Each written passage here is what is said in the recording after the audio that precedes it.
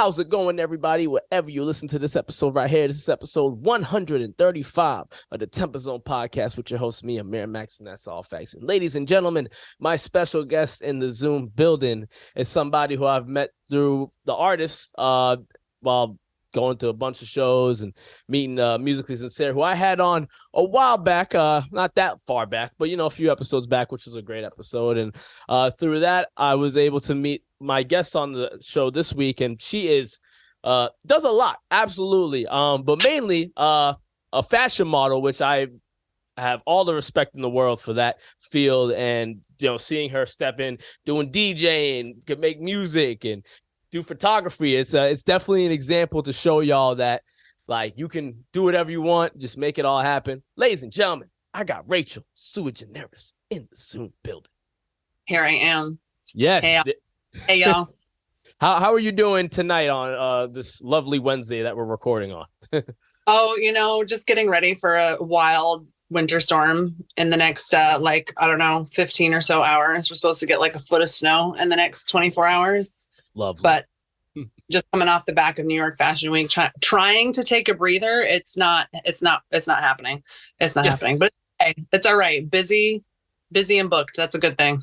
Busy and booked. Yeah, yep. No, I hear that. The older I get, the more I realize being busy and having a lot to do is actually good for you. It's obviously good to take breaks, but staying busy in a comfortable, non-burnout way is always good. So I feel that. And you know what? I'll take this type of burnout over corporate burnout any day. I will take booked over corporate burnout any day, having worked in the corporate world for literally the majority of my life. Mm-hmm. Yeah, the corporate burnout's different. Yeah, that's it doesn't even compare to when you're doing your passions and doing what you actually love. It's just a whole thing there.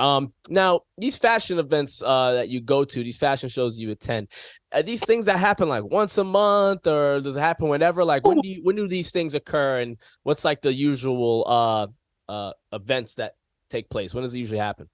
Well, you have your kind of standard fashion week events, which are, New York, LA, Atlanta, Chicago, they happen all over the US. And then you've got Milan and Paris for their fashion weeks. Those are usually spring and fall. And then you've got a whole bunch of other fashion shows that happen literally at any point in time during the year, depending upon who might be putting the event together. There's oftentimes boutiques that will put together their own fashion shows. I'm actually walking in one that is a lingerie show in April, the end of April up here in Maine. And that one is completely different to any other shows that I've done before. I'm a white girl. I don't know if anybody noticed that, but I'm a white girl. I don't dance, but I'm supposed to dance for the show. Not only do I have to walk down the runway twice, but I also have to have choreography. I have my own song. I'm panicking a little bit. I'm not gonna lie. I'm panicking a little bit. I'm what am I supposed to do? Is someone gonna give me choreography so I can learn it? Do I have to come up with my own? What's going on? So it's it all depends on who's running the show, and they run literally all the time. I miss castings frequently just because I'm either at another casting, or I've got a show with Sincere, or I've got my daughter that night. They're happening all the time. All the time. Wow. Okay. So it's always reoccurring stuff. And so this fashion show, that's the next one that's coming up with the choreography. Wait, when is it exactly? Did you say? That is April 29th. And I wish that I could say that people could go and buy their tickets and where to buy their tickets, but I'm not even going to lie. It's a 500 seat house, right? And it's sold out in less than 24 hours. Wow. That's another small portion as to why I'm shitting bricks about being nervous about it, because I'm it's 500 people and I'm supposed to dance. Yeah. Okay. And it's sold. Right, let me grab my wine now. Yeah, it's a lot of people. You're doing something you've never done before. The stakes are high. Yeah, the stakes are high. Yeah, absolutely. Yeah, that's crazy. And in lingerie. Yeah. On top of all that, yeah. Right. Let's just add one more element to it. You'll be in little to no clothing. Cool. Thanks, guys. Oh my God. Yeah, that's That's a lot of pressure right there. But Sure. I'll assume you'll rise to the occasion. That sounds like some time there. You can get yourself mentally prepared for Yeah. something like that. Yeah, I would definitely assume so. From what I've seen in the fashion industry, in the modeling industry, there's a lot of. I feel like you can kind of let your creative mind go wherever it wants and to do certain things. So what's the most unique or abstract modeling show or fashion show that you've ever attended that you'd want to share with the people? Like, you're like, holy crap, like, what am I at? What's going on? You know what? I didn't actually have an opportunity to attend this particular show. And for the life of me, of course, now that I'm like being asked about it, I cannot for the life of me remember the designer's name. But the pieces were absolutely stunning. They were, in my opinion, they were more like art pieces, clearly, than something that would be worn on an everyday, which I guess most people would refer to as couture. But essentially what they looked like was the model was wearing kind of a very simplistic outfit on herself, but then they had almost like a gimbal effect where there was a dress that was external to the model that was stiff. So it was attached to the model and kind of ahead of the model or off center to the model. Some of them were kind of bisected. So the dress was literally horizontal and the model was walking perpendicular. Absolutely beautiful, stunning show, but clearly more, something that's like art, moving and walking art versus something that could be worn on an everyday basis. I wish I could remember the name of the designer. But Wow King actually is a Boston designer, and her pieces, unfortunately, she doesn't design for plus size models. Fingers crossed that's something that changes, in the coming years. But, yeah. Her pieces, her models will come out in what looks like a jacket, right? And the model will pose at the end of the runway. And then there's these two helpers that will come out and zip off the sleeves of the jacket, and it turns into a fucking dress. Oh, shoot. And they're wearable pieces. They're unbelievable and stunning pieces that are actually wearable and convertible. They're unbelievable. And she's Boston based. Oh, wow. Okay. I gotta get hip with that. Yeah, that's, it's funny you're mentioning fashion designers from Boston. That's something like I've been trying to like do more, is like support not just obviously the artists here, but like the fashion designers and wear more clothes from here, from New England, and stop trying to buy stuff that like other people wear, even though like it's okay to do it every now and then. But yeah, I definitely got to tap into that. I definitely got to hit you up if you know some people. I'll go and support. I've walked for a few shows in the Boston area that have highlighted specifically Boston-based designers. One of the big ones that I absolutely love is I Love FGC. It's Fly Girl Couture. She actually sources all of her fabric from Africa. She lives in Africa, and she comes to Boston and displays a lot of her pieces in BOGO Split, which is a place that you should check out if you're looking specifically for Boston designers. Is go to BOGO Split. They just opened. I feel like they just opened a new place. Okay. And of course, I can't remember off the top of my head where their primary location was, but I walked in a show for them as well. There's a few Boston designers that are in that BOGO Split showroom, and I Love FGC. FGC is one of them that I walked for her and Oblige Me, and as well as oh my goodness, Simple Human, all in the New England Fashion Week show, which was this past fall.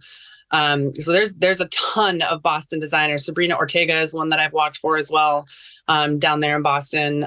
There's a lot of very, very talented Boston designers. Fair Game Designs is one that I have. She was actually my first opening. So to be able to open for a designer and start their show for them is a huge honor. And one of my first runway shows in Boston, and it was actually her first runway show as well. She chose me to open for her, and I was in literal tears, but she's another Boston designer that I have the utmost respect for. Wow. That's really cool. Yeah. I mean, that's just dope to hear. Like there's, like that's going on in the city, and it doesn't surprise me. There's a lot of creative just flow and smart minds that come from not just Boston, but just New England in general. I think a lot of times people think of New York and Paris and LA. They think of certain places that these things would pertain to, but nah, you can definitely find it here. So it's dope to hear that that's thriving. Yeah. Yeah. There's a lot.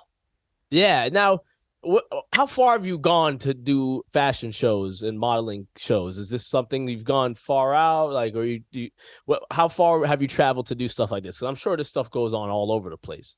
Oh, it does. Yeah, absolutely. I actually just got an offer to do London Fashion Week in the fall. I don't know that I'm going to be able to make it. If that were the case, that would be my furthest. I will be in LA in October for a show out in LA for the fall. And then as of this moment, New York is the furthest that I've gone in my current. So this is actually kind of my second run in modeling. I was actually modeling back when I was in my early 20s as well, when I lived in Ireland. And I was modeling for Evans UK, which is kind of like the UK version of Torrid. If any of the listeners happen to know what Torrid is, Evans UK is the UK version of that. So I was modeling for them for a while. But as of this moment, New York, I have a casting call that I'm going to in April in DC. But as of right now, being a mom, it's hard to get to castings themselves. So I do a lot of digital castings and submit digitally. And then, if I get cast for a show, then I'll go out for it. But now that I've kind of gotten a little bit more experience locally under my belt, it's a lot easier to get folks more interested in booking me, even with digitals, and not seeing me walk in person, seeing evidence of my walks from other runway shows to be able to cast me in future shows. So I'm thinking 2023 is going to be a very busy year for me. Yeah, sure. Well, it's definitely sounding like it, just from the sound of all that. Now, you were mentioning Torrid. Is that what you were saying there? Yeah.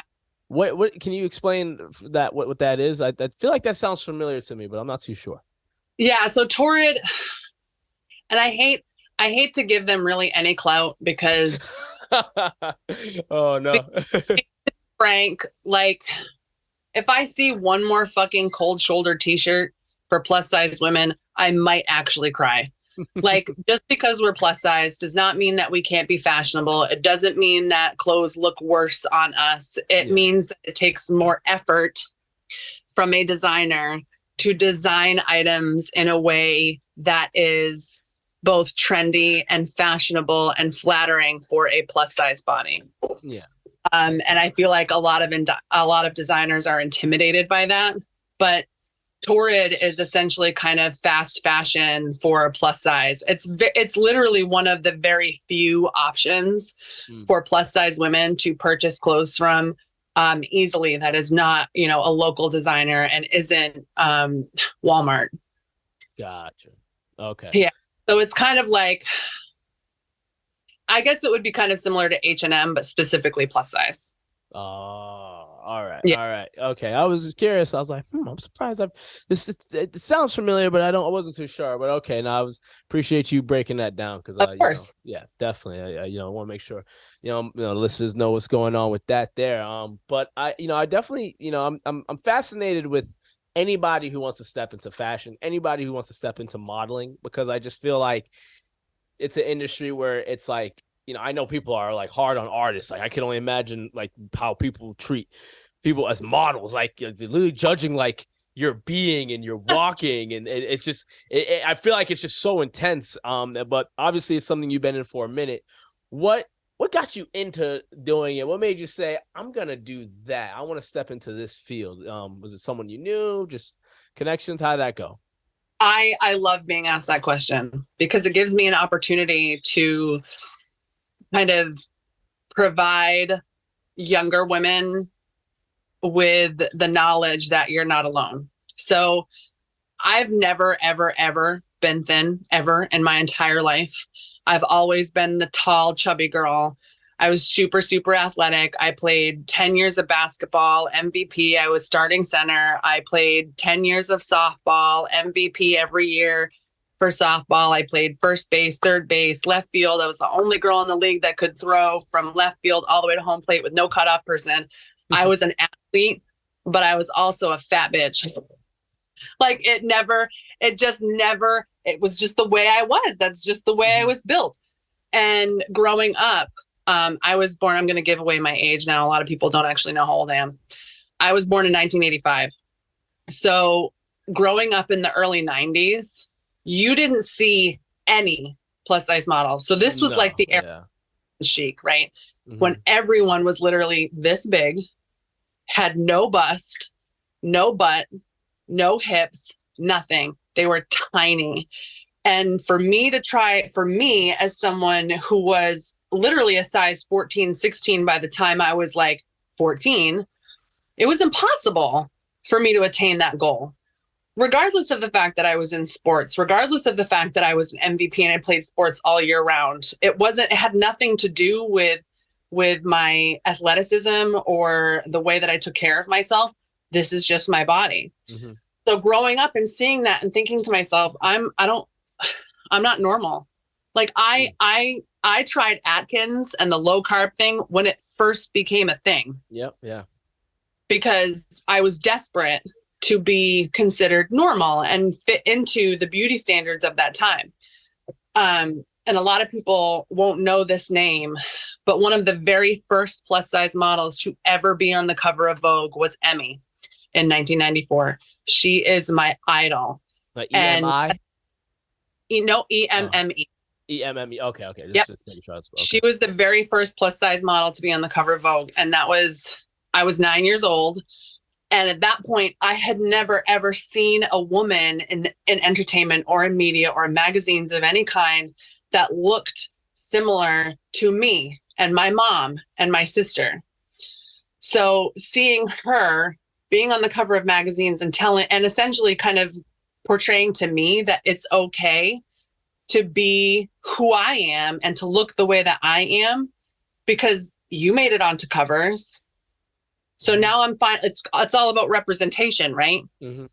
So finally seeing representation of my body type in the media gave me the drive to say, so if she's giving me this power to embrace who I am physically, then I can give that power to somebody else by doing the same work and by advocating for designers and for runway shows and for big fashion companies to cater to us.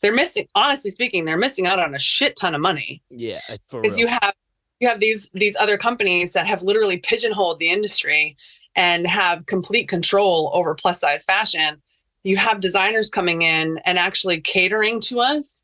Now we have options. Mm-hmm. We have all this money that's being spent at a total of like 5 or 6 stores. Seriously, yeah. We're all wearing the same fucking thing. Yeah, so true, yeah.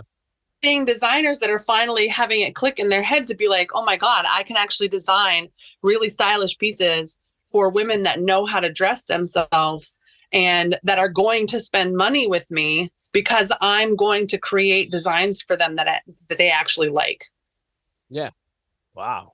That was great explanation onto how you stepped into the scene and did that stuff. And just to your point with all that, like it's pretty crazy. You're mentioning the 90s and how like they show like what the quote unquote ideal woman show looks like, and it really was like a super skinny chick. And now like nowadays, like you even see like dudes be like, man, like she needs to eat something. Like you see like you'll see dudes like saying that too. But like I don't know, is that considered body shaming if you tell a skinny girl to eat something? Like yeah. So I wouldn't, because I feel like that's like in 2023, there's certain things I see people say and do. I'm like, what's right or wrong? Like even me, I'm trying to like be a better person and like, avoid saying certain things like that. But I don't know. It's just fascinating to see how much has changed from then to now and how we look at the industry and stuff like that. And it's unfortunate though, because like, I mean, I can understand from a personal level, if you know someone and they're unhealthy, that's one thing, right? Yeah. But to make a judgment on someone's personal habits outside of knowing them just kind of on the street, that's something entirely different, right? Like, as far as I'm concerned, I could give 2 shits what somebody's body looks like. As long as you're happy and you're happy with yourself, that's all I really care about. Yep, I agree with you there. I have no reason to make any comment otherwise. Yep. But the scary thing that's happening is that heroin chic is coming back. It's starting to make a comeback in the fashion world over the last, I'd say, 3 to 6 months. And that's concerning because explain what that means, heroin chic. What it was, chic is like and I hate, honestly speaking. I'm going to hate what comes out of my mouth right now, but there's no other way for me to explain this other than the fact that the way that it's perceived is that, you know, heroin junkies are super skinny and sickly looking, right? With the super skinny arms and tiny, tiny wrists and teeny, tiny little waists. And that's what they're considering that to be chic. So I see. Designers are going after that look again of being super, super ultra skinny. And it's concerning because it's not, for 99% of human beings on this earth, that is not a natural look. It is a natural look for some people, absolutely, 100%. Yeah. Mm-hmm. But that is not a natural look for the majority of the population. Mm-hmm. So for the fashion industry to kind of glorify it by putting them in high-end designers and putting them on runways and putting them on covers exclusively. I'm not saying that they shouldn't do it at all, but doing it exclusively sends the wrong message to younger women to say, this is your attainable beauty standard that you should be towards. Yeah. It's just like you're promoting something that people don't even understand, like the dark sides of it. Like you even look at like the bodybuilding industry and like, oh, being 5% body fat. Like you talk to any of those people who do that, they are fucking miserable. Like they hate it. Like, oh, like, dude, I want to eat something right now. Like it's just, people don't understand like what these people go through to make their bodies look like that. And it's not fun. They don't enjoy it. Believe it or not, there was a time when I would go to the gym 7 days a week. I was lift crazy. I was jacked. I was never thin though. I was never able to get my body fat below. I was jacked as fuck. But I was never able to get myself to that low body weight. And it becomes an obsession because you see all of this in the media and in social media, and you're like, these people can do it if they do X, Y, and Z. So I should be able to follow that same standard, right, and achieve X, Y, and Z. Mm-hmm. Unfortunately, a lot of people don't understand that your body and this person's body likely don't work the same. Your body and this other person's body probably work similarly, but you can only try, but don't kill yourself to get to that point. You know, and I say the same thing for plus size too, right? Like, I don't think that it's a great idea to only exclusively put plus size bodies on covers and on runways and whatnot. It goes back to representation. It's not exclusive, but it is about representation to let others know that like people out there do exist like you. And this is what a garment like this would look on your body type, because we have someone walking on our runway that looks like you. Mm-hmm. Yeah. It's I totally hear you out there. And I think it's just great to see how, you know, times have changed and now people are just a lot more open to having just all types of representation of, you know, what you know, body looks like. And, you know, and with men, we've always been able to see fat dudes and super skinny dudes, jack dudes. But I feel like for women, like seeing like plus size women, skinny women, and all in between, it definitely is, you know, something you just don't see enough representation for. And you know, as a male, I definitely can only say this: like, I don't understand like what women go through in that area and how like that can affect them. So I'm just hearing you out there and just like definitely say like, wow, it's great to see the representation. That's all I say. That's all I feel. But I will say this. I hate that I see some dudes say like shit that like, it really ticks me off with I see some dudes say like, you know, obviously the internet's toxic and you see how people get their shit off with, you know, plus size models and stuff like that. But those are the ignorant people. And, you know, like there's always going to be those type of people that exist. It's just, it blows my mind that there's still people out there like that, you know? I mean, it's, to be honest, at the end of the day, it's more about them than it is about their subject that they're attacking. It's really, honestly speaking, it's more about their own personal internal struggle, that it has anything to do with me or anything to do with any of the models that I work with or any other body type in general. It has more to do about their own internal personal struggles. And at the end of the day, as a model, we have to kind of understand that when we do get comments like that, it's just kind of like, you can't take it personally. When it comes to designers and being cast for things too, you can't take it personally. as much as I would love to take it personally and do behind closed doors in a different manner, I will take it personally only to the point where it will push me harder to want to get into other shows, to be like, no, I know that I deserve to be there to represent. And whether you're going to be the designer to help me do that or not is fine. But, you know, it's again, it goes back all to representation. Mm-hmm. Yeah, absolutely. Yeah. And yeah, if you're just hating on somebody, you know, doing their thing and making it happen, and you have something like that to say about plus size models, or just, oh, look at all this representation. Like, there's people who even say that, like, oh, look, why is it all this and all that? I'm like, look at how you think. Look at how you're saying, like, you have the problems here. So yeah, like that's yeah, totally hear you on that there.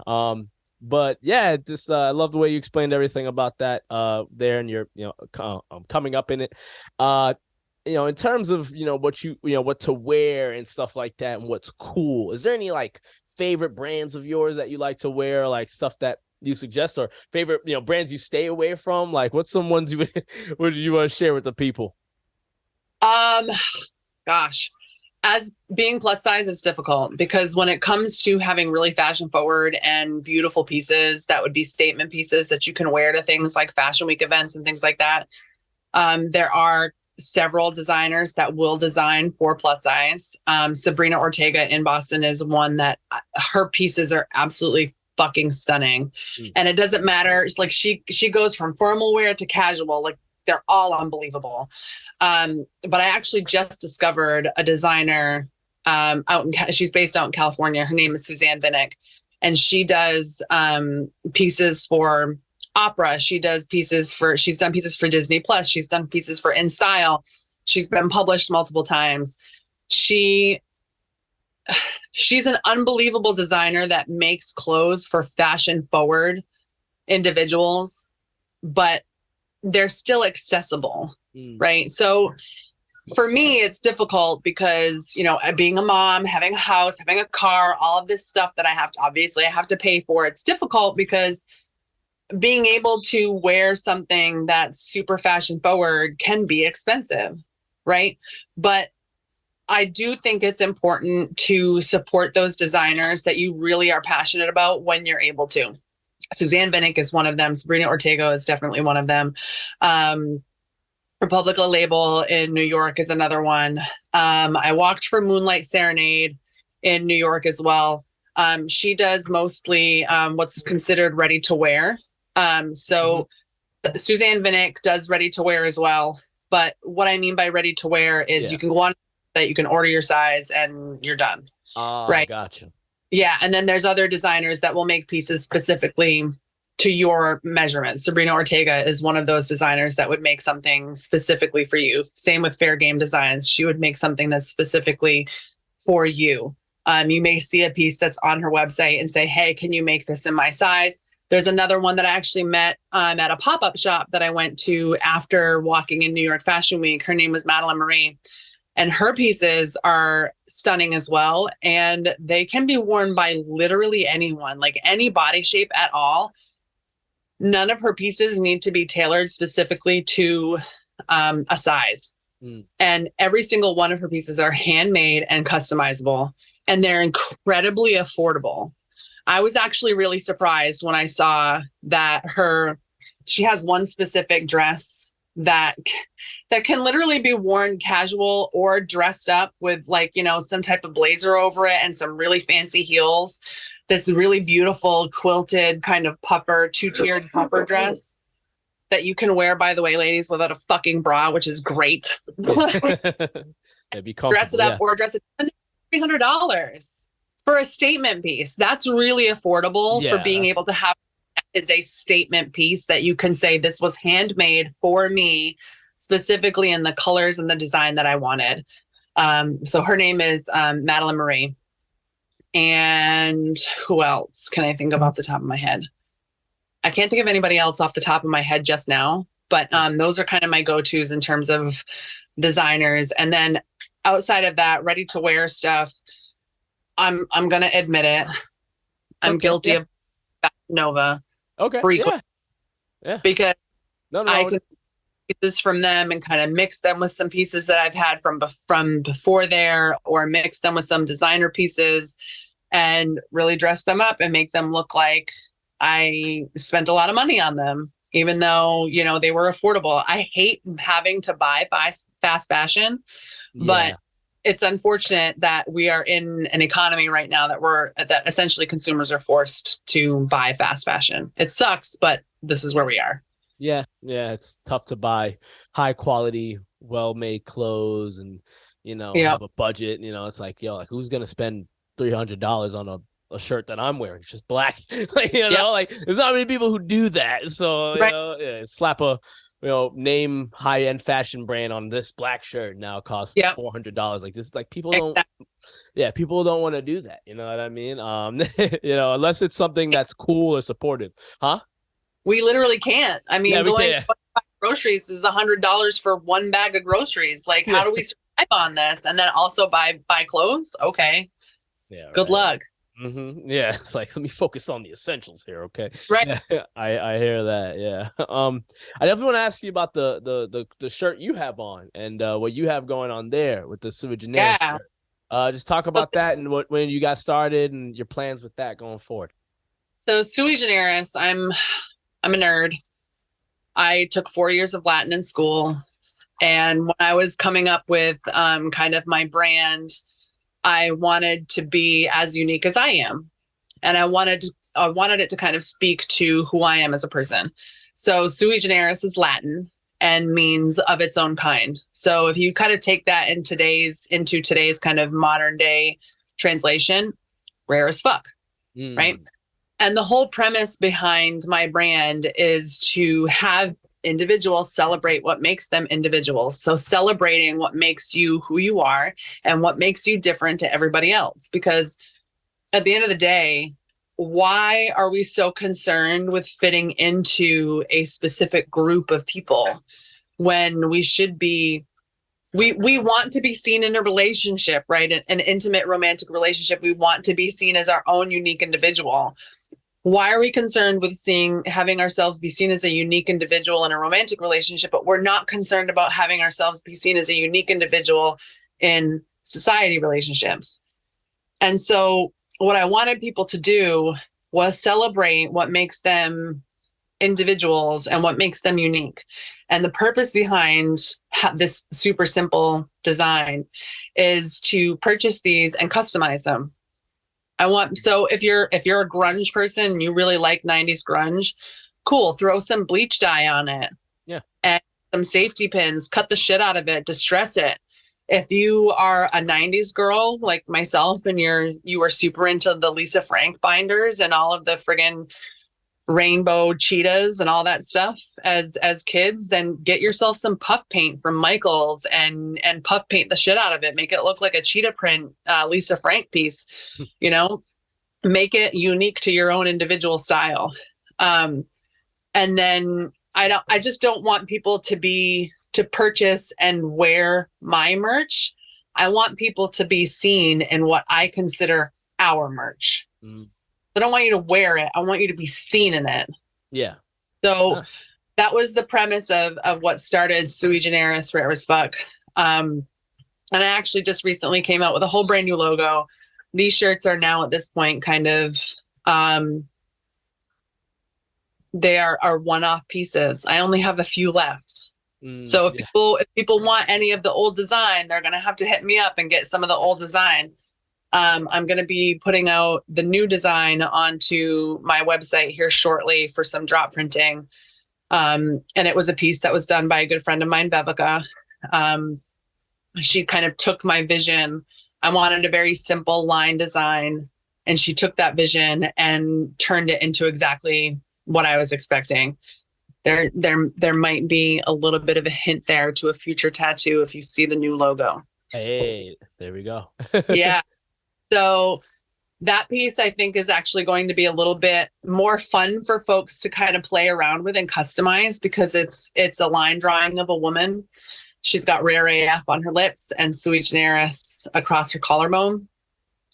But just for an example of how to customize that, right? Someone could come along and add a necklace, add earrings, add a shirt to the line drawing of the woman on the shirt. You could still kind of go along with the same ideas of bleach dyeing it and all of that kind of stuff too. But I think this kind of lends itself to people being a little bit more artistic with it. Yeah. I love the premise. Yeah, that's great. Yeah, just having people do their own thing with it. Yeah, and I didn't realize that's you literally have it on the bottom there with saying rare as fuck. Sui Generis being Latin. I don't know. I didn't put that together. I don't know. I didn't think that through. But no, I'm glad you explained it. Yeah, so that definitely puts it in perspective with the idea with it. Yeah, that's great. And definitely y'all keep out on the lookout for that coming soon. So definitely keep up with. Into contact with that. But Rachel, I want to thank you very much for being on TempahZone podcast. This has been a really dope episode. Very dope to have on. You're the first model I've had on the show, first fashion model on TempahZone podcast. So there you go. So anyone that's on after, you can know you're the first that did it. Yeah, definitely I'll let you know that there. But before we wrap it up, I definitely want to ask you, it's definitely a lot you've done, and you're stepping into a lot of things here, not just with modeling, but with music and photography as well. So just with all that going on in your life, what is some advice you would give to somebody who's trying to start out like you did once? What's some advice you give them that you wish someone gave you when you started out, just in just the modeling field, whatever field you would want to mention? Go for it. Don't sit back. Don't hesitate. The biggest thing that I can say is that if you've got a concept for an idea of anything, start talking to people. The whole reason I even was able to get back into taking pictures and modeling in the way that I am now is 2 years ago, I had come up with this project idea that I wanted to kick off my plus size modeling back off with. And the idea was to take I was bullied heavily in school, right? I'm 6 foot and I'm plus size. So I was always the tallest kid in the class. I was also always the biggest girl in the class. And I was bullied heavily. So I had this concept idea for a photo series of taking some of the insults that I heard the most in high school and turning them into a positive photo shoot. So for example, I used to get called cow all the time, right? Like that's like the stereotypical fat girl insult, cow, Big Bertha, whatever.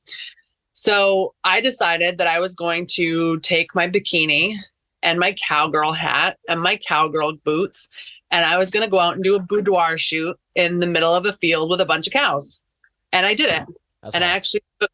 I found a photographer. What else is there? Photographer that really believed in kind of that message and that artistic idea. And she and I just met up on the beach one day and started taking pictures. Her name is Taylor. You can find her on Instagram. She is a very, very popular. Her name is Taylor Jan, and I cannot remember her handle, but it's Taylor Jan Photography. Should be able to find it if you go through my followers on Instagram. She's an incredibly talented photographer. She does the majority of the photography. The photography that she does is weddings and elopements and things, but she just does everything. She did my merch photos for me, but I reached out to her with my idea and I said, look, this is my idea. I'm looking for a photographer to work with me. And models can go out and find photographers pretty quickly and pretty easily that will do what's called time for print. So they'll trade their time for prints for your digital portfolio that you can use to build your portfolio. And that's like your number one thing, is finding photographers that will do time for print. Just put your neck out there. Don't think that you're going to get 100 no's, but you're going to get a yes eventually. So if you believe in yourself, you're going to find someone else that believes in you too. And just for some artists out here, we're going to drop a quick nugget. Okay. Yeah, go for it. Yeah. Regardless of whether or not you're into fashion, if you're able to make it to any type of New York Fashion Week event, get yourself a fucking ticket. Because I'm telling you right now, the number of artists that go to these shows and hang around after the fact to network, take pictures, and talk to people is unbelievable. You would not understand the number of networking opportunities and connections that we made in New York, music wise, just by being at a New York Fashion Week event. So if you're an artist, go to Fashion Week events, go to any fashion show events. You're going to find artists there regardless to network with. Good to know. I would never. Makes sense though. Yeah, good to know. Yeah, no, because like I feel like it makes so much sense though. Yeah, but you say I'm like, well, yeah, of course they'd be there. Yeah, you know. So yeah, ladies and gentlemen, there you go. There's some gems for you right there. Rachel, thank you very much once again for being on the show. Where can the people follow you at? Rachel Sui Generis on Instagram. It's RachelSuiGeneris, just like the shirt. Let's go. It's going to be just like this with Rachel at the front of it. Find me on Instagram as well as TikTok, Twitter. My Twitter one's a little bit different because Twitter doesn't let you have a name that long, but you'll find it with the first Rachel Sui. I'm sure you'll be able to find it quickly. Very easy. Awesome. Well, yep. There we go, ladies and gentlemen. It's been another episode of the TempahZone podcast. Make sure you tune in next week for another episode, all right? Peace out.